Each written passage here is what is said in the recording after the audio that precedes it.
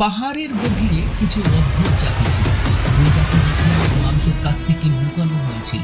এটাকে প্রমাণ করা খুব কঠিন একটা ব্যাপার, কারণ সম্পূর্ণ ইতিহাসটা মুছে দেওয়া হয়েছিল।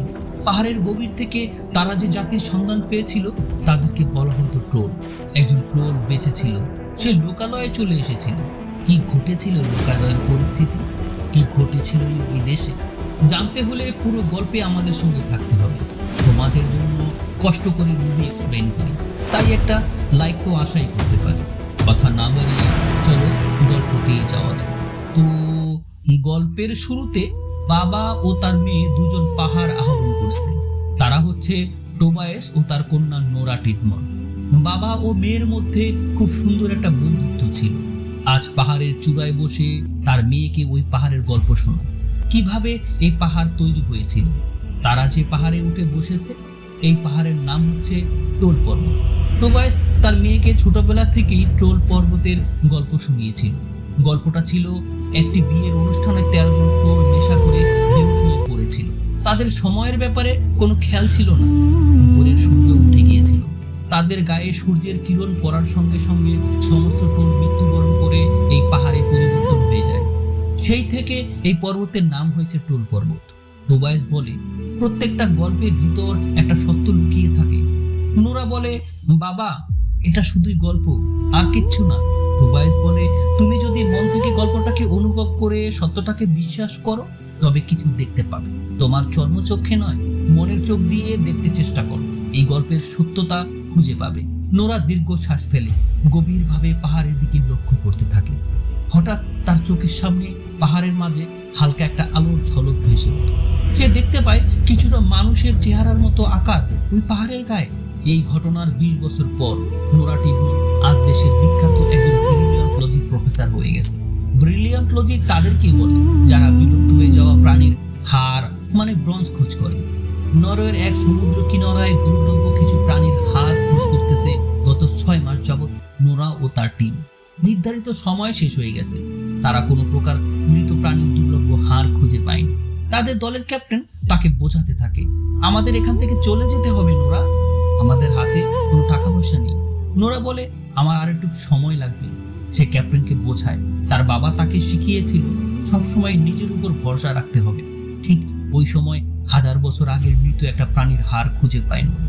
ওই সময়ে নরওয়ের ডোবরাতে একটি পাহাড় কেটে কিছু শ্রমিক রেল লাইনের রাস্তার তৈরির কাজে ব্যস্ত ছিল। ওই এলাকার স্থানীয় স্টুডেন্টরা এই বিষয়টার প্রতিবাদ জানাচ্ছিল। তারা পাহাড় খনন করতে নিষেধ করতেছিল। ওই পাহাড় খনন করা শ্রমিকদের লিডার একটি বোমা বিস্ফোরণ পাহাড়ের গভীরে। কিছুক্ষণ পর সমস্ত শ্রমিক ভিতরে প্রবেশ করে মাটি উত্তোলন করার জন্য। ওই মুহূর্তে পাহাড়ের গভীরে থাকা শ্রমিকরা একটি ভূমিকম্পের কবলে পড়ে। সমস্ত শ্রমিক এদিকে ছোট ছোট সম্প্রদায় প্রাণে বাঁচার জন্য। এক পর্যায়ে বহু শ্রমিক মারা যায়। একটি দৃশ্যমান পাহাড় মনে হচ্ছে ঘুমিয়েছিল, হঠাৎ দাঁড়িয়ে চলতে শুরু করেছে। তার পায়ে চলার কারণে পাহাড়ের গুহার ভিতর ভূমিকম্পের সৃষ্টি হচ্ছিল। মুহূর্তের মধ্যে ব্যাপারটা নরওয়ের টপ নিউজ হয়ে যায়। প্রতিরক্ষা মন্ত্রী, সেনাপ্রধান, বিজ্ঞানী, সায়েন্টিস্ট, বিভিন্ন উচ্চ পর্যায়ের লোকেরা একটি উচ্চতর বৈঠকের আয়োজন করে। প্রধানমন্ত্রী বোগোর কাছে কিছু ভিডিও ফুটেজ স্যাটেলাইট থেকে ধারণ করে পাঠিয়ে দেয় সেনাপ্রধান। প্রধানমন্ত্রীকে খুব দ্রুত তাদের ওই মিটিংয়ে অংশ করার জন্য বলে সেনাপ্রধান। এই ভিডিও ফুটেজটা দেখে এই সমস্যার সমাধান করার জন্য প্রধানমন্ত্রী তার চিফ অ্যাডভাইজার NDS কে দায়িত্ব দেয়। প্রধানমন্ত্রী বলে দেয়, জিওলজিস্ট, আর্কোলজিস্ট, বায়োলজিস্ট, ব্রিলিয়ান্ট লজিস্ট, এই 4 বিষয়ে দক্ষ যে ব্যক্তি তাকে দ্রুত আমার মিটিংয়ে নিয়ে আসো। NDS আর্মি পাঠিয়ে দেয় নোরাকে নিয়ে আসার জন্য। নোরা ওই সময় তার কাজের সফলতার কারণে পার্টি সেলিব্রেশন করতেছিল। আর্মি তার কর্মস্থানে চলে আসে, তাকে বলে, দেশের স্বার্থে এই মুহূর্তে আপনাকে আমাদের সঙ্গে যেতে হবে। নোরা কিছুই বুঝে উঠতে পারছিল না কি হচ্ছে ব্যাপারটা। তাকে নিয়ে আসে দেশের সর্বোচ্চ নিরাপত্তা বৈঠকে। NDS কে দেখেই নোরা কিছুটা উচ্চ স্বরে বলে, আমি খুব গুরুত্বপূর্ণ কাজ করতেছিলাম, আমাকে ওইখান থেকে কেন উঠিয়ে নিয়ে আসছেন, কি অপরাধ আমার? NDS বলে, একটু গুরুত্বপূর্ণ মিটিং এ তোমাকে অংশগ্রহণ করতে হবে।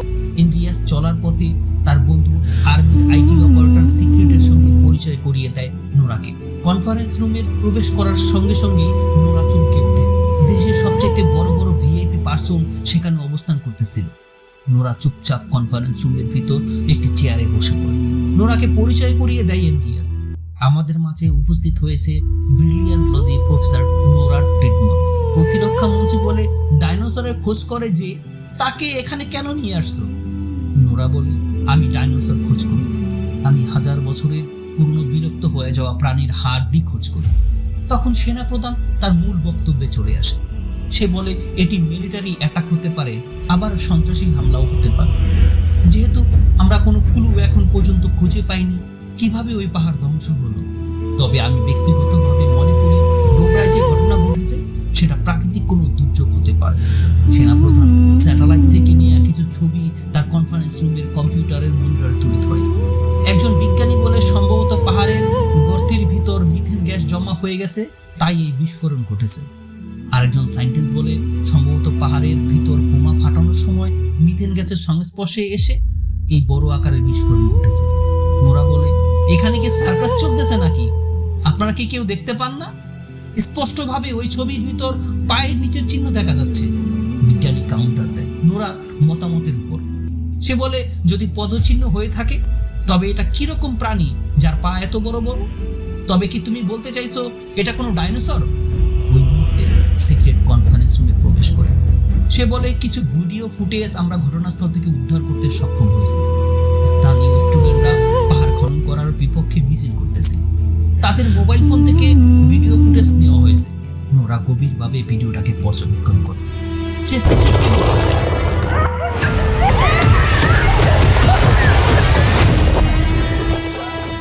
পুনরায় ভিডিওটাকে প্লে করার জন্য। ওই ভিডিওর ভিতর একজন মানুষের হাত পায়ের মতো কিছু দেখতে পায় না। বিশাল আকৃতির, মনে হচ্ছে একটা জীবন্ত পাহাড় ঘুম থেকে উঠে হঠাৎ দাঁড়িয়ে হাঁটতে শুরু করেছে। এই ভিডিওতে আরো একটা আওয়াজ আসছিল স্পষ্ট, মনে হচ্ছিল কোনো বন্য জানোয়ারের আর্তনাদ আর চিৎকার। কনফারেন্স রুমের উপস্থিত সবাই হতভম্ব হয়ে পড়ে দৃশ্য দেখে।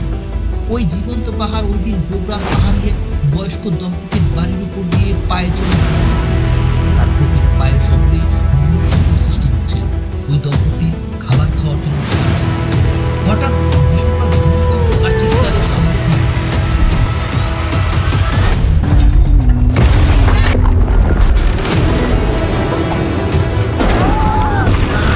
ভয়ে ঘরের ভেতর বেসমেন্টে লুকিয়ে পড়ে বয়স্ক দম্পতি। ঘন্টা খানেক পর ওই বেসমেন্ট থেকে বেরিয়ে আসে বৃদ্ধ দম্পতি। দেখতে পায় ঘর ভেঙে চুরে তছনছ হয়ে গেছে। প্রধানমন্ত্রী বোবো নোরাকে এই বিষয়ের চিফ অ্যাডভাইজার করে দেয়। এন্ড্রিয়াসকে বলে দেয় নোরাকে সম্পূর্ণ আর্মির সহযোগিতা দেওয়ার জন্য। দুজন চলে আসে ওইখান থেকে। প্রাইভেট হেলিকপ্টারে ডোবরার উদ্দেশ্যে রওনা করে।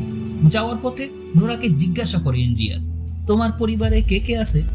উত্তরে নোরা বলে, আমার মা মারা গিয়েছিল ছোটবেলায়, বাবা বেঁচে আছে, সে আলাদা থাকে। তার বাবা একজন অধ্যাপক ছিলেন। সে অত্যন্ত ভালো মনের মানুষ, তবে তার চিন্তা ভাবনা একটু আলাদা। এই আলাদা চিন্তা ভাবনার কারণে পৃথিবীর মানুষের কাছ থেকে সে নিজেকে সরিয়ে রেখেছে, তাই বর্তমানে একটি পাহাড়ে একা বসবাস করে। এন্ড্রিয়াস বলে, আমিও টুকটাক লেখালেখি করি, একটা বই লেখার চেষ্টা করতেছি। হঠাৎ নোরার নজর পড়ে হেলিকপ্টার থেকে নিচের দিকে। দেখতে পায় ওই বৃদ্ধ দম্পতির বাড়িকে। ঘরটাকে এমনভাবে চূর্ণ বিচূর্ণ করেছে, অর্ধেক অংশ ঠিক আছে আর বাকি অর্ধেক পা দিয়ে লাথি মেরে ভেঙে দিয়েছে দেখে মনে হচ্ছে। ওইখানে হেলিকপ্টার নিয়ে নেমে পড়ে দুজন। তাদের অভ্যর্থনা জানাতে সামনে চলে আসে আর্মির ক্যাপ্টেন ক্রিস্টোফার। সে স্পেশাল অপারেশন কমান্ডার। জায়গাটাকে দেখিয়ে ক্যাপ্টেন বলে, খুব বড় আকারের একটা কিছু পায়ে হেঁটে চলে এসেছে নদী পার হয়ে। এই বাড়ির উপর দিয়ে পাড়া দিয়ে চূর্ণ বিচূর্ণ করে চলে গেছে। বাড়ির পাশে তার পায়ের পদচিহ্ন দেখতে পেয়েছি আমরা 3 কিলোমিটার পর্যন্ত তার পায়ের চিহ্ন ফলো করেছি। তারপর হঠাৎ পায়ের চিহ্নটা অদৃশ্য হয়ে গেছে। জিনিসটা কি আমরা এখন বুঝতে পারি। নোরা ওই বৃদ্ধ দম্পতির একটা সাক্ষাৎকার। তারা শুধু বড় একটা পাহাড়ের ছায়ার মতো কিছু দেখতে পেয়েছে। ভয়ঙ্কর একটা আওয়াজ শুনতে পেয়েছে, কান্না করার মতো। তবে মানুষের কান্নার আওয়াজ ছিল না, এটা অন্য কোনো প্রাণী হবে। নোরা ওই স্থানটাকে ভালোভাবে পর্যবেক্ষণ করে। এরপর হেলিকপ্টারে করে 3 কিলোমিটার পথ তারা পায়ে চলার রাস্তাটাকে পর্যবেক্ষণ করে। কোনো সুরাহা না করতে পেরে দুজনকে নিয়ে চলে আসে তার বাবার কাছে। বন্দুক তাক করে নোরার বাবা টুবাইস বলে, আমি এখান থেকে যাব না। সে ভেবেছিল অপরিচিত কোনো মানুষ তাকে এখান থেকে অন্যত্র নিয়ে যাওয়ার জন্য চলে এসেছে। তার হাতে বন্দুক দেখে অ্যান্ড্রিয়াস, ক্রিস্টোফার দুজনেই ভয় পেয়ে যায়। নোরা যখন বাবা বলে ডাক দেয়, দুঃখ ভরা হৃদয় নিয়ে জবাব দেয়, এতদিন পর আমাকে দেখতে মনে চাইল নোরা তোমার। ঘরের ভিতর প্রবেশ করে অ্যান্ড্রিয়াস ও ক্রিস্টোফার অবাক হয়ে যায়। টোবায়াস বয়সের কাছে পরাজিত হয়নি, তার গবেষণা সে চালিয়ে গেছে। টোবায়াস প্রত্যেকটা পত্রিকার কাটিং দেখিয়ে তার ইতিহাস বলতে থাকে অ্যান্ড্রিয়াসকে। 1943 সালে পাহাড়ের গভীরে কিছু অদ্ভুত জাতির অস্তিত্ব খোঁজ পেয়েছিল। নোরা বলে, বাবা, পুনরায় ওই পাহাড় থেকে একটা কিছু বেরিয়ে এসেছে, স্থানীয় বাসিন্দাদেরকে অনেক ক্ষয়ক্ষতি করেছে। আমাদের তোমার সাহায্যের প্রয়োজন। তোমার রিসার্চ গবেষণা থেকে আমাদেরকে অনুসন্ধান করার জন্য সাহায্য করো। টোবায়াস বলে, 1000 বছর আগে নরওয়ের মাটিতে টোলেরা আমভাবে ঘুরে বেড়াতো। তাদের সঙ্গে কোনো মানুষ যোগাযোগ করতে চাইলে তাদেরকে মৃত্যুদণ্ডের শাস্তি দেওয়া হতো। আজ তারা বিলুপ্ত হয়ে গেছে। তাদের জন্ম ছিল পাহাড় থেকে এবং মৃত্যুর পরে পাহাড়ে রূপান্তর হয়ে যেত। এই কথাটা প্রমাণ করার নথিপত্র আমার কাছে ছিল। এই কারণে এই দেশের সরকার আমাকে পাগল বানিয়ে পাগলাগাড়াতে পাঠিয়ে দিয়েছিল। টোবায়াস নোরার কম্পিউটার থেকে ভিডিও ফুটেজ দেখে খুব দ্রুত ওইখান থেকে বেরিয়ে যাওয়ার সিদ্ধান্ত নেয়। তারা চলে আসে পায়ে চলার চিহ্নের শেষ সীমানায়। হেলিকপ্টার থেকে নেমে টোবায়াস তার কাজ শুরু করে দেয়। দূর থেকে নোরা, অ্যান্ড্রিয়াস ও ক্রিস্টোফার অবাক হয়ে যায় তার কাজকর্ম দেখে। ক্রিস্টোফার বলে, এরকম আজব চরিত্রের লোক আমি জীবনে আর দেখিনি। নোরা বলে, সে এইরকমই, পৃথিবীর মানুষের সঙ্গে তার কোনো মিল নেই। তার কাজকর্ম সব অদ্ভুত রকমের হয়, খুব সহজ সরল আমার বাবা। নোরা চলে আসে টোবায়াসের কাছে। নোরা জিজ্ঞাসা করে, বাবা, তুমি কি খুঁজতেছো? টোবায়াস বলে, পাহাড়ের মানচিত্র হিসেবে এই জায়গাটা সমতল থাকার কথা। এখানে পাহাড় হলো কিভাবে বুঝতে পারতেছি না, সবকিছু উল্টো পাল্টা হয়ে আছে। আর কয়েকদিনের ভিতর একটা পাহাড় জন্মও নিতে পারে না, তাই সবকিছু এলোমেলো মনে হচ্ছে। আশেপাশে একটা কিছু আছে যেটা আমার চোখে দেখতে পাচ্ছি না।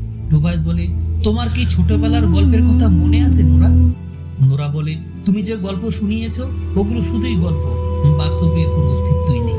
টোবায়াস বলে, আমি তো ডাইনোসরের গল্পও তোমাকে শুনিয়েছি, তো ডাইনোসরের অস্তিত্ব কি তুমি খুঁজে পাওনি? পাহাড় দিয়ে তৈরি একটা জাতি আছে যারা মাটি এবং পাথর দিয়ে তৈরি। তারা মানুষের মতো না, তাদের আকৃতি অনেক বড় হয়। নোরা তার বাবার এই কথাটাকে কোনোদিনই বিশ্বাস করতো না।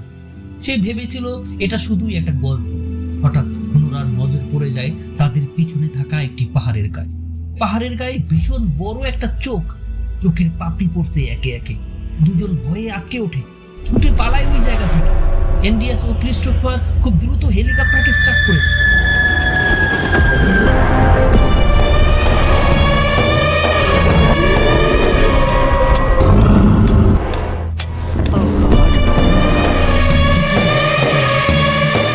একটা পা যে হাঁটা চলা করতে পারে, আর এর নাম হচ্ছে সবাই হেলিকপ্টার উঠে ওই স্থান ত্যাগ করছিল।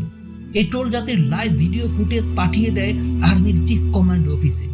এই দৃশ্য ওই মিটিং এর সমস্ত অফিসাররা লাইভ দেখে ভয়ে থরথর করে কাঁপতে থাকে।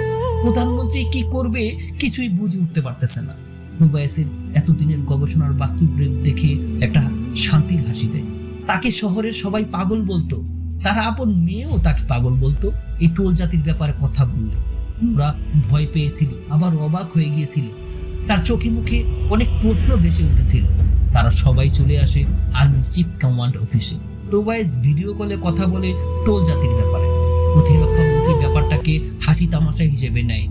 এক পর্যায়ে সে ক্ষিপ্ত হয়ে যায়, কারণ এই জাতির ব্যাপারে কোনো রকম ইতিহাস খুঁজে পায়নি প্রতিরক্ষা মন্ত্রী। টোবায়াস একসময় রাগ করে ওই স্থান থেকে বেরিয়ে আসে। নোরা কিছুটা সময় চায় প্রধানমন্ত্রীর কাছে এই বিষয়ে সমাধান করার জন্য, কিন্তু প্রধানমন্ত্রী বলে, এখন আর এই বিষয়ে তোমাকে কোনো কাজ করতে হবে না। আমি আর্মির প্রধানকে বলে দিচ্ছি সে এই টোলকে হত্যা করে ফেলবে, প্রয়োজনে ট্যাঙ্ক ব্যবহার করবে, আমি পারমিশন দিয়ে দিচ্ছি। নোরা ওই স্থান থেকে চলে আসে তার বাবার কাছে। সে তার বাবাকে বলে, এটা আপনার গল্পের কোনো দানব না, সে প্রকাশ্যে আসবে আর সূর্যের আলোতে পাথর হয়ে যাবে।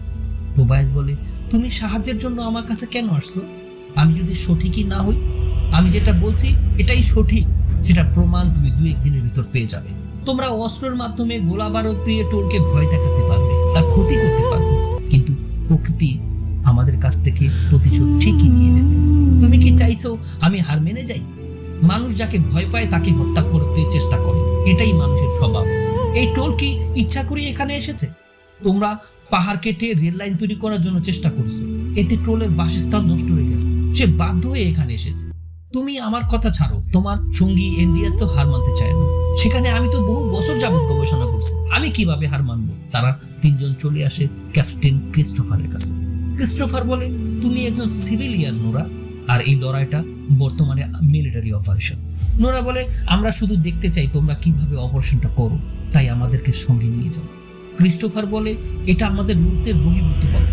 অবশেষে ক্রিস্টোফার বলে, তুমি যদি আমাদের সঙ্গে যেতে চাও তবে আমার যে কোনো রকম ওয়ার্ডার তোমাকে ফলো করতে হবে, ওই স্থানে কোনো রকম প্রশ্ন করতে পারবে না। তুমি যদি রাজি থাকো তবে আমার সঙ্গে আসো। তোমরা আমার সঙ্গে যাবে, এই বিষয়টা যদি প্রাইম মিনিস্টার জানতে পারে তবে আমাদের সবার জন্য বিপদ হবে। এন্ড্রিয়াস কথা দেয়, কেউ জানতে পারবে না। টোবায়াস বলে, কারো কাছে বলার জন্য সকাল পর্যন্ত জীবিত থাকতে হবে তোমাদের সবাইকে। কথাটা শুনে ক্যাপ্টেন ক্রিস্টোফার ভয় পেয়ে যায়। সবাই বেরিয়ে পড়ে টোলকে হত্যার উদ্দেশ্যে। সমস্ত আধুনিক অস্ত্র নিয়ে আর্মির অফিসাররা তৈরি হচ্ছে হাইড্রোন নামক একটা স্থানে। জঙ্গলের ভিতর গাছ কেটে নাইট ভিশন ক্যামেরা ফিট করে ড্রোন উড়িয়ে দেয় টোলকে খোঁজার জন্য। এই ব্যাপারটা সরাসরি লাইভ দেখার জন্য সংযুক্ত করে দেয় আর্মির হাই কমান্ড অফিসকে। সমস্ত আর্মি ডিপার্টমেন্টে ভয়ে থমথমে একটা পরিবেশ সৃষ্টি হয়ে গেছে। কি হতে যাচ্ছে বিষয়টা নিয়ে সবাই ঘাবড়াচ্ছে। ঘুটঘুটে রাতের অন্ধকারে জঙ্গলের সমস্ত আর্মিরা তৈরি হামলা করার জন্য। টোবায়াস বলে, তার মেয়ে নোরাকে, তোমার সেই গল্প মনে আছে? আমি আর তোমার মা তোমাকে শুনিয়েছিলাম। আজকে এই পাহাড়টার ভিতরে হামলা চলবে। এই পাহাড়ে টোলরা থাকতো তার পরিবার সহকারে। তাদের একটি মাত্র সন্তান আছে, সেটাকেও আজ শেষ করে দেওয়ার জন্য চলে আসছে সবাই। একটা জাতিকে ধ্বংস করে দিয়েছে মানুষ তার স্বার্থের কারণে যে কেন কিছু করতে পারে। নোরা বলে, আমার সব মনে আছে, সেই গল্পটাকেও মনে আছে। মা বাবা ছাড়া বড় হওয়ার কষ্টটাও খুব ভালোভাবেই মনে আছে আমার বাবা। সেই একাকিত্ব যেখান থেকে বেঁচে ফিরতে আমাকে লড়াই করতে হয়েছিল নিজের সঙ্গে। টোবায়াস বলে, তুমি যেভাবে একাকিত্ব যন্ত্রণা পেয়ে পৃথিবীতে বেড়ে উঠেছ, ঠিক ওইভাবে টোলটাও একাকিত্ব এই পৃথিবীতে বেঁচে আছে। তোমার যন্ত্রণা আর ওর যন্ত্রণার মধ্যে কোনো তফাৎ নেই। তুমি তো তোমার কথা বলার জন্য কাউকে না কাউকে খুঁজে পাও, কিন্তু এই টোল তার কথা বলার জন্য কাউকে খুঁজে পায় না। একটুখানি ভাবো ব্যাপারটা, সে কতটা একা। সেই একমাত্র টোল পৃথিবীতে। নাইট ভিশন ক্যামেরার হেলমেট পরে এন্ড্রিয়াস চারদিকের প্রকৃতি উপলব্ধি করতে থাকে। ওই মুহূর্তে ওয়্যারলেসে খবর আসে ক্যাপ্টেন ক্রিস্টোফারের কাছে, ট্রোল এইদিকেই আসতেছে। ক্রিস্টোফার ভালোভাবেই দেখে নেয়। ক্রিস্টোফারের ক্যামেরার মাধ্যমে আর্মির হেড অফিসও ব্যাপারটা দেখছিল। নোরা ও নাইট ভিশন ক্যামেরার মাধ্যমে ব্যাপারটা দেখে নেয়। সে বলে, চলতে চলতে হঠাৎ থেমে গেছে ট্রোল। তার বাবা বলে, আমাদের উপস্থিতি সে জেনে গেছে। ক্রিস্টোফার হেড অফিসে জানায়, আমরা সবাই তৈরি আছি, শুধু আপনাদের অনুমতির অপেক্ষায়। আমরা আক্রমণ শুরু করব।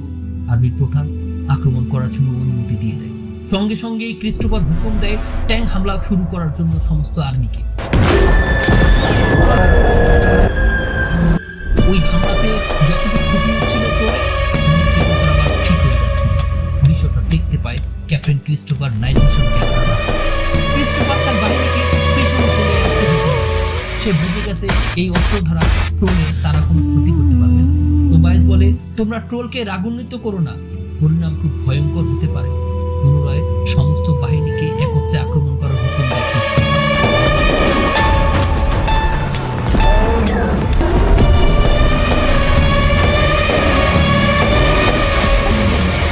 কিছুক্ষণের জন্য হামলা করতে করলেই পুনরায় ট্রোলের ক্ষতস্থান ঠিক হয়ে যায়।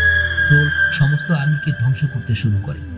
আর্মিরা ভয়ে ওইখান থেকে পালাতে শুরু করে। টোবায়াস বলে, নোরা এখান থেকে দ্রুত পালাও। সে মানুষের গন্ধ শুকে বুঝতে পারে, তাই তার হাত থেকে বেঁচে ফেরাটা খুব কঠিন ব্যাপার। তোমরা দ্রুত এখান থেকে পালাও। সবাই ওইখান থেকে পিছনে চলে আসে। টোবায়াস ট্রোলকে কন্ট্রোল করতে চেষ্টা করে। এক পর্যায়ে সে সফল হয়ে যায়। দূর থেকে ক্রিস্টোফার, নোরা, এন্ড্রিয়াস ব্যাপারটা দেখে অবাক হয়ে যায়। ট্রোল সম্পূর্ণ শান্ত হয়ে যায়। সে ধ্বংসলীলা বন্ধ করে দেয়। আর ওই সময় একজন সৈনিক ট্যাঙ্ক থেকে গুলি বর্ষণ শুরু করে। ওই সৈনিককে আক্রমণ করার জন্য ট্রোল তার পা সামনে এগিয়ে দেয়। ওই পায়ের সঙ্গে বাড়ি খেয়ে টোবায়াস মৃত্যুবরণ করে। ট্রোল ওইখান থেকে চলে যায়। টোবায়াস মৃত্যুর কিছুক্ষণ আগে নোরাকে বলে, রয়্যাল প্যালেস, রাজা আর ভরসা। আর কিছুই বলতে পারেনি, সে মৃত্যুবরণ করে। আসলে সে বুঝাতে চেয়েছিল রয়্যাল প্যালেসের রাজার ঘর এবং ওই বংশের ব্যক্তির উপর ভরসা করতে। এই সমস্যার সমাধান দিতে পারবে।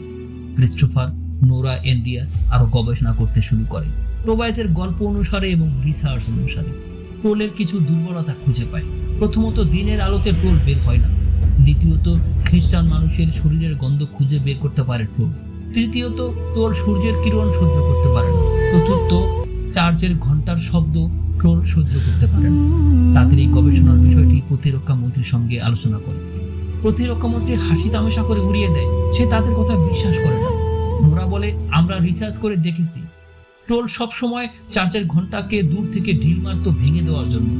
এতে বোঝা যায় চার্চের ঘন্টার শব্দ তাদের বিরক্তির কারণ।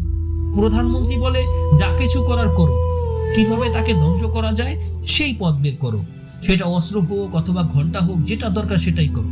আমি শুধু চাই ট্রোলের মৃত্যু। ক্যাপ্টেন ক্রিস্টোফার বলে, আমরা আধুনিক সকল প্রকার অস্ত্র ব্যবহার করেছি, কিন্তু এতে কোনো ফল পাইনি। আমার মনে হয় প্রফেসর নোরা যা বলেছে আমাদের সেটাই করা উচিত। নোরার কথা মতো অপারেশন শুরু করার হুকুম দেয় প্রধানমন্ত্রী। আর্মির আইটি অপারেটর সিক্রেট এসে বলে, উত্তর দিকের প্রেসেন্ট ইভেন্ট পার্কের দিকে এই মুহূর্তে আমাদের টার্গেট। ওই পার্কে অনেক মানুষজন ছিল। ছুটির দিন হওয়াতে ছোট্ট ছোট্ট বাচ্চা থেকে বৃদ্ধ, যুবক যুবতী আনন্দ উল্লাস করতেছিল পার্কে। তাদের দিকে ধীরে ধীরে এগিয়ে আসছে ট্রোল। একটি ছোট্ট শিশু ট্রোলের মূর্তির পাশে দাঁড়িয়ে গভীরভাবে দেখছিল। ওই মুহূর্তে ট্রোলের পায়ে চলার শব্দে ভূমিকম্প সৃষ্টি হচ্ছিল। সবাই ভয় পেয়ে এদিক ওদিক ছোটাছুটি শুরু করে দেয়, কিন্তু ছোট বাচ্চাটি নীরবে দাঁড়িয়ে থাকে ট্রোলের মূর্তির কাছে। হঠাৎ সত্যিকারের ট্রোল ওই মূর্তির পেছন দিয়ে বেরিয়ে আসে।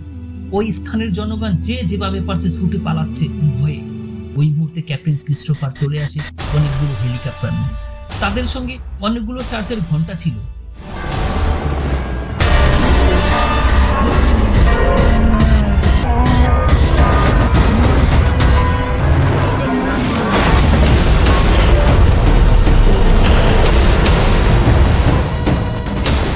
ঘন্টার শব্দে ট্রোল খুব বিব্রতকর একটা পরিস্থিতির ভিতরে পড়েছে।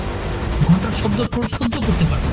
কোনো মতে এক হাত দিয়ে তার নিজের কানকে চেপে ধরে আর এক হাত দিয়ে আক্রমণ করতে শুরু করে হেলিকপ্টার নিয়ে। ট্রোলের আক্রমণের কারণে একটি হেলিকপ্টার বিধ্বস্ত হয়ে ছোট্ট বাচ্চাটির উপর পড়ে যাচ্ছিল। ঠিক ওই মুহূর্তে ট্রোল তার নিজের হাত দিয়ে বিধ্বস্ত হেলিকপ্টারকে থামিয়ে দেয় আর বাচ্চাটাকে বাঁচিয়ে ফেলে। এতে নোরা বুঝে যায় এই জাতি সহজে মানুষের কোনো ক্ষতি করতে চায় না, জটিলতা জীবন মরণের প্রশ্ন আসে। প্রথমে পাহাড় খনন করেছিল, এই কারণে ওইখানে আক্রমণ করেছে। দ্বিতীয়বার তার উপর প্রাণের সংকট এসেছিল, তাই সে আক্রমণ করেছে। আর বর্তমানে তাকে আক্রমণ করা হয়েছে, এই কারণে সে পুনরায় পাল্টা জবাব দিতে শুরু করেছে। তার বাবার বলা প্রত্যেকটা গল্পই ঠিক ছিল। ওইখান থেকে ট্রোল চলে যায়। ক্রিস্টোফার, নোরা, এন্ডিয়াস তাদের হেলিকপ্টার নিয়ে চলে আসে। এই ধ্বংসযজ্ঞ খবর পুরো নরওয়ের নিউজ হেডলাইন হয়ে যায়। মুহূর্তের ভিতর বিশ্ব মিডিয়াতে এই ঘটনাটি ছড়িয়ে পড়ে। আর্মির আইটি সেকশন থেকে আইটি অপারেটর সিক্রেট জানিয়ে দেয় বর্তমানে ওই জায়ান্ট রাজধানী অসলের দিকে চলে আসছে। তাদের এই মিশন ব্যর্থ হওয়াতে প্রধানমন্ত্রীর কাছে জবাব দিতে হচ্ছে নোরাকে। সে প্রধানমন্ত্রীকে বোঝাতে চাইছে, আমরা ঘন্টার মাধ্যমে শব্দ শক্তি দিয়ে আক্রমণ করেছি, এতে তার উপর কিছুটা প্রভাব ফেলেছে। আমরা সত্যিকার অর্থে জানি না কি দিয়ে আক্রমণ করলে পরে তাকে পরাস্ত করা যাবে। এর জন্য আমাদের আরো কিছুটা সময় দরকার। প্রধানমন্ত্রী বলে, আমাদের হাতে কোনো সময় নেই। আমরা যদি এখনই তাকে আটকাতে না পারি তবে পুরো দেশটাকে সে ধ্বংস করে দেবে। প্রধানমন্ত্রীর সিদ্ধান্তে এই মিশন থেকে নোরাকে সরিয়ে দেওয়া হয়। নোরা ওইখান থেকে চলে আসছিল। পিছন থেকে ক্যাপ্টেন ক্রিস্টোফার তাকে ডাক দিয়ে বলে, নোরা, তুমি ঠিক সিদ্ধান্ত নিয়েছো। আমার মনে হয় প্রধানমন্ত্রী তার সিদ্ধান্ত ভুল করেছে। ক্রিস্টোফার নোরাকে বলে, যদি আমাকে প্রয়োজন মনে হয় কোনো কাজে, তবে সংকোচ না করে সঙ্গে সঙ্গেই স্মরণ করে নেবে। আমি চেষ্টা করব তোমার সঙ্গে থাকার জন্য। প্রধানমন্ত্রী ও অন্যান্য উপদেষ্টারা শক্তিশালী ক্ষেপণাস্ত্র ও হাইপারসনিক মিসাইল ব্যবহার করার সিদ্ধান্ত নেয়। এন্ডিয়াস বলে, এতে অনেক ক্ষয়ক্ষতি হবে জনগণের। তখন প্রধানমন্ত্রী ও অন্যান্য সবাই বলে, তোমাকে এখানে সিদ্ধান্ত জানানোর ব্যাপারে কে বলেছে? তাকে এক প্রকার অপমান করা হয়। এন্ডিয়াস সিদ্ধান্ত নেয় নোরার সঙ্গে মিলে ট্রোলকে হত্যা করার জন্য অন্য কোনো উপায় খুঁজে বের করবে। তাই দৌড়ে ছুটে আসে নোরার কাছে। প্রধানমন্ত্রী ভাষণ দেয় সমস্ত জনগণের উদ্দেশ্যে। সে তার ভাষণে সমস্ত জনগণকে রিকোয়েস্ট করে শহরটাকে ছেড়ে কোনো নিরাপদ স্থানে চলে যাওয়ার জন্য। প্রধানমন্ত্রী এই ভাষণ শুনে সমস্ত জনগণ নিরাপদ স্থানে চলে যাচ্ছে। সমস্ত আর্মি রাস্তায় বেরিয়ে আসে আগ্নেয়াস্ত্র নিয়ে। মুহূর্তের মধ্যে পুরো শহরটা একটা নির্জন স্থানে পরিণত হয়ে গেছে। নোরা গাড়িতে বসে তার বাবার লেখা ডায়েরিটাকে নিয়ে গবেষণা করতেছে। সে ডায়েরিতে একটি জায়গায় সেন্ডিং এর নাম দেখতে পায়। এন্ডিয়াস বলে, সেন্ডিং নামটা শুনে আমার রেকর্ড সেন্ডিং এর কথা মনে পড়ছে। নোরা বলে, ওই ব্যক্তি আবার কি? এন্ডিয়াস বলে, রয়্যাল প্যালেসের সর্বশেষ ব্যক্তি, তুমি তাকে চেনো না? সে রাজার শেষ বংশধর। ওই মুহূর্তে নোরার মনে পড়ে যায় তার বাবা বলেছিল, রয়্যাল প্যালেস, রাজঘর আর ভরসা। নোরা ওই মুহূর্তে সিদ্ধান্ত নেয় সে রয়্যাল প্যালেসে রাজা সেন্ডিং এর সঙ্গে দেখা করবে। নিশ্চয়ই এই ব্যাপারে রাজা সেন্ডিং তাকে সহযোগিতা করতে পারবে। নোরা বলে এন্ডিয়াসকে, এই মুহূর্তে গাড়ি ঘুরাও আর রয়্যাল প্যালেসে নিয়ে চলো, খুব দ্রুত, আমাদের হাতে মোটেও সময় নেই। এন্ডিয়াস দ্রুত গতিতে ওইখান থেকে রয়্যাল প্যালেসে চলে আসে। প্যালেসের গেটের সামনে আসার সঙ্গে সঙ্গেই সিকিউরিটি বন্দুক নিশানা করে ধরে রাখে দুজনের উপর। তারা চিৎকার করে বলতে থাকে, যেখান থেকে এসেছো সেখানেই ফিরে যাও, আর একটুখানি আগানোর চেষ্টা করলেই সঙ্গে সঙ্গে গুলি করব। নোরা ও এন্ডিয়াসের কোনো কথাই শুনতে চাইছে না সিকিউরিটি। পেছন থেকে রাজার শেষ বংশধর সেন্ডিং এসে বলে, আমি ধারণা করেছিলাম কেউ আমার সঙ্গে সাক্ষাৎ করতে আসবে, আর সেটা কেউ না হোক অবশ্যই নোরা টিগনন্ত হবে। সে তাদের দুজনকে প্যালেসের ভিতর নিয়ে আসে। চলার পথে বলতে থাকে, নোরা, তোমার চোখ দুটি তোমার বাবা টোবায়াসের মতো। সে আমার কাছে অত্যন্ত সম্মানিত একজন ব্যক্তি ছিল। সে আমাকে অনেক ঘৃণা করত, কিন্তু সে খুব ভালো মানুষ ছিল। তবে এখন আমি তোমাকে যে জিনিসটা দেখানোর জন্য নিয়ে যাচ্ছি, হাতে গোনা মাত্র কয়েকজন ব্যক্তি এটা দেখতে পেয়েছে। 1920 সালে খনন করা একটি গুহার ভিতরে নোরা ও এন্ডিয়াসকে নিয়ে যায়। গুহার ভিতর যেতে যেতে বলে, টোবায়াসের সঙ্গে যেটা করছি এর জন্য আমি অত্যন্ত লজ্জিত। সে বলে, এই গুপ্ত বিষয় কারো কাছে প্রকাশ করার মতো ছিল না, এটা খুব গুরুত্বপূর্ণ একটা বিষয় ছিল। টোবায়াস প্রকাশ করতে চেষ্টা করছে, এই কারণেই তাকে পাগলাগারোতে পাঠাতে হয়েছে। আমার কাছে আর কোনো পথ ছিল না। নোরা বলে, একজন সাধারণ মানুষের জীবনকে নষ্ট করে দিয়ে আপনি শুধু লজ্জিত হচ্ছেন? সেন্ডিং বলে, এর উত্তর তুমি এখনই পেয়ে যাবে, কেন করেছিলাম। তারা গুহার ভিতরে একটু গভীরে প্রবেশ করে।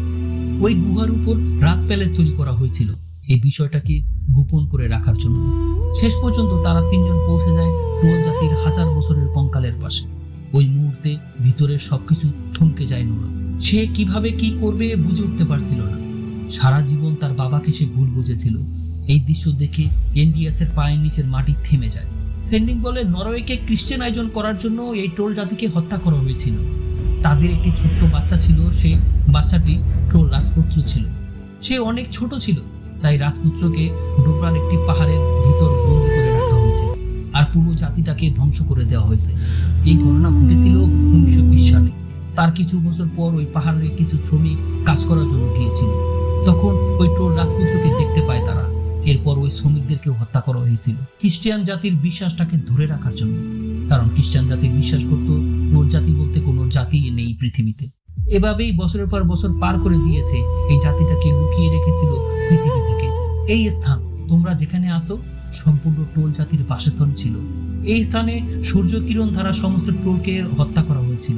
ওই গুহার ভিতর মৃত টোলকে লুকিয়ে এর উপর রাজপ্রাসাদ নির্মাণ করা হয়েছে। এই ব্যাপারটা আমি যদি প্রকাশ করি বা তোমার বাবা প্রকাশ করে, তাহলে রাজপ্রাসাদ ভাঙতে হতো। এই কারণে তোমার বাবাকে পাগল বলে পাগলাগারোতে পাঠাতে হয়েছে আমার। নোরা বলে, তাহলে আমার বাবা ঠিকই বলেছিল যে টোল রাজপুত্র পাহাড়ের ভিতর বন্দি করে রাখা হয়েছিল। বর্তমান সরকার রেল লাইন তৈরি করার জন্য সেই বন্দি দশা থেকে তাকে মুক্ত করে দিয়েছে। আর এই রাজপুত্র এখন বেরিয়ে তার রাজমহলের দিকে আসছে, তার রাজ্যকে বুঝে নেওয়ার জন্য। এর মানে দাঁড়াচ্ছে বর্তমানে যে বেঁচে আছে সে টোল রাজপুত্র। সে ওই রাজ প্যালেসের উপরই আসবে, সে শহরের ভিতর প্রবেশ করবে। নোরা চিন্তা করতেছিল কিভাবে এই টোল রাজপুত্রকে থামানো যায়। হঠাৎ একটি মৃত টোলের কঙ্কালের উপর টর্চলাইট মারে নোরা। দেখতে পায় টর্চলাইটের আলোতে কঙ্কালের উপর জ্বলতে পুড়তে শুরু করেছে। সে বুঝে গেছে অন্ধকার হচ্ছে টোল জাতির বন্ধু আর আলো হচ্ছে তাদের মৃত্যু। তবে সেই আলোটা সরাসরি তার গায়ের উপর পড়তে হবে, কোন রকম মেঘে ঢাকা পড়লে চলবে না। গবেষণা করে খুঁজে বের করে টোলকে হত্যা করতে হলে অনেক আলোর প্রয়োজন হবে, এছাড়া তাকে ধ্বংস করা সম্ভব না। নোরা সেন্ডিংকে বলে, যদি রাজপ্রাসাদকে বাঁচাতে চান তবে আমাকে একটা বড় গাড়ি দিন। গাড়িটা খুব শক্তিশালী এবং স্পিড হতে হবে। অন্যদিকে সেনাপ্রধান সমস্ত শহর খালি করিয়ে ট্রোলের উপর আক্রমণ করার প্রস্তুতি নিচ্ছে। ট্রোল ধীরে ধীরে শহরের ভিতর প্রবেশ করতেছিল। সেন্ডিং রাজপ্রাসাদের রানীর ব্যবহার করা একটি শক্তিশালী গাড়ি নোরাকে দিয়ে দেয়। নোরা ক্যাপ্টেন ক্রিস্টোফারকে ফোন করে বলে, আমার মাথায় একটা প্ল্যান এসেছে। এই ট্রোলকে হত্যা করার জন্য হাতিয়ার বর্তমানে আমার হাতে চলে এসেছে। আমাদের একটা খালি জায়গার প্রয়োজন যেখানে ট্রোলকে নিয়ে যেতে হবে, কারণ টোল ধ্বংস হওয়ার সঙ্গে সঙ্গে বিশাল একটা পাহাড়ে রূপান্তর হয়ে যাবে। তাই একটা মাঠের দরকার। শহরের ভিতর কোনো জায়গা খালি আছে কিনা সেটা দেখো ক্রিস্টোফার। আর ওই স্থানে তোমার সমস্ত সৈনিককে নিয়ে চলে আসো। আমি ট্রোলকে তোমার কাছে নিয়ে আসতেছি। তুমি ওইখানে কিছু শক্তিশালী আলোর ব্যবস্থা করো, তবে স্থানটা স্টেডিয়ামের মতো হলে ভালো হবে, কারণ চারপাশ থেকে আলো মারার ব্যবস্থা থাকবে। তুমি তোমার সৈনিকদেরকে তৈরি হতে বলো, আমরা এখনই বেরিয়ে পড়বো। তাছাড়া কোনো অস্ত্রতেই তুমি ট্রোলকে হত্যা করতে পারবে না। এন্ড্রিয়াস ফোন করে আর্মির হেড অফিসে সিক্রেটের কাছে। সে জিজ্ঞাসা করে ওই জায়গার কি পরিস্থিতি। সিক্রেট উত্তর দেয়, যুদ্ধ বিমান এবং বোমা নিয়ে প্রস্তুত হচ্ছে আর্মি বাহিনী। তারা পুরো শহরটাকে উড়িয়ে দেওয়ার পরিকল্পনা করতেছে। নোরা বলে আমাদের আরো একটু সময় লাগবে। এন্ড্রিয়াস বলে প্লিজ সিক্রেট, তুমি আর্মির সিস্টেম কম্পিউটারটাকে হ্যাক করো। ওরা যদি শহরটাকে ধ্বংস করে দেয়, শহরের সঙ্গে সঙ্গে অনেক মানুষ মৃত্যুবরণ করবে। সিক্রেট বলে তোমার কতক্ষণ সময় লাগবে? আমি চেষ্টা করব সিস্টেম হ্যাক করার জন্য। যদি তুমি ভালো কিছু করতে পারো, তোমাকে একটা সুযোগ তো দিতেই হয়। এদিকে শহরের ভিতর ঢুকে পড়েছে ট্রোল। ক্যাপ্টেন ক্রিস্টোফার শহরের ভিতর একটি খোলা মাঠ বেছে নিয়েছে। রাজা সেন্ডিং এর কাছ থেকে সমস্ত তথ্য নিয়ে বেরিয়ে আসে নোরা ও এন্ড্রিয়াস। নোরা ওই গাড়ির ভিতর ট্রোল পরিবারের একটি মাথার খুলির কঙ্কাল নিয়ে বেরিয়ে পড়ে। ক্যাপ্টেন ক্রিস্টোফার মাঠের ভিতর সমস্ত আর্মিকে নিয়ে আসে। যুদ্ধ বিমান থেকে মিসাইল ছাড়ার প্রক্রিয়া শুরু করে দেয় প্রতিরক্ষা মন্ত্রীর হুকুমে। ঠিক ওই মুহূর্তে সিস্টেমকে হ্যাক করে ফেলে সিক্রেট। মিসাইল ছুটতে পারে না এয়ারফোর্স। টোল শহরের ঘরবাড়ি ভেঙে চুরে তছনছ করে ভিতরে প্রবেশ করতেছে। মাথার খুলিবর্তী গাড়িটাকে টোলের কাছে নিয়ে যায় নোরা। টোল দেখার সঙ্গে সঙ্গে ওই গাড়ির পিছু করতে থাকে। গাড়িটাকে নিয়ে সে খেলার মাঠের দিকে যাত্রা শুরু করে। সেখানে তার জন্য অবস্থান করতেছে ক্যাপ্টেন ক্রিস্টোফার ও তার বাহিনী। ওই খুলিবাহী গাড়ির পিছু করতে থাকে টোল। চলন্ত গাড়ি থেকে ফোন করে নোরা ক্যাপ্টেন ক্রিস্টোফারের কাছে। সে বলে আমরা আসতেছি, তোমরা সবাই তৈরি হয়েছো? ক্রিস্টোফার তার সমস্ত সৈনিকদেরকে একত্রিত করে বলে ট্রোল ওই দিক থেকে আমাদের দিকে আসতেছে। সবাই ছড়িয়ে পড়ে মাঠের চারপাশে। তাদেরকে পরিকল্পনা বুঝিয়ে দেয় ক্যাপ্টেন ক্রিস্টোফার। যখন মাঠের ভিতর প্রবেশ করবে ট্রোল, চারপাশ থেকে উচ্চ পাওয়ার সম্পন্ন স্টেডিয়ামের লাইটগুলো জ্বালিয়ে দেবে তোমরা। সম্পূর্ণ আলো ফোকাস নিক্ষেপ করবে ওই ট্রোলের শরীরে। এদিকে নোরার চলন্ত গাড়ি থেকে খুলি পড়ে যায়। খুলিটাকে হাতে তুলে নেয় জীবন্ত ট্রোল। ওই খুলিটা ছিল ট্রোলের ছোট ভাইয়ের মাথার খুলি। হঠাৎ ট্রোলের হাত থেকে পড়ে যায় তার ছোট ভাইয়ের মাথার খুলি। নিচে পড়ে চূর্ণ বিচূর্ণ হয়ে যায়। এতে ট্রোল খুব রাগান্বিত হয়ে নোরার গাড়িকে ধাওয়া করতে থাকে। পেছন থেকে ট্রোল পুরো শহরটাকে ধ্বংস নিয়ে চালায়। এদিকে ভেতর সিক্রেট ধরা পড়ে যায়। প্রতিরক্ষা মন্ত্রী বুঝে ফেলে সিস্টেম হ্যাক করা হয়েছে, যেন মিসাইল ছুটতে না পারে এয়ারপোর্ট। মাঠের কাছে চলে আসে। চলন্ত গাড়ি থেকে সঙ্গে সঙ্গে ক্যাপ্টেন ক্রিস্টোফার চারপাশ দিয়ে একের পর এক আলো দান করতে থাকে। এয়ারফোর্স মাঠের উপস্থিতি দেখে তার বিদ্যুৎ ক্যান্সেল করে। আলোর রশ্মি যখন ট্রোলের গায়ে লাগছে, ট্রোল চিৎকার করতে থাকে। কষ্ট বিনা অপরাধে সে একটা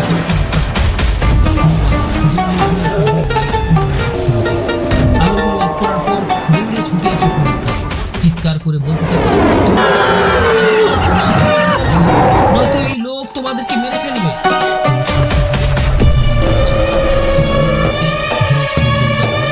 সূর্যের কিরণ টোলের গায়ে পড়ার সঙ্গে সঙ্গে জ্বলে পুড়ে ছারখার হতে থাকে।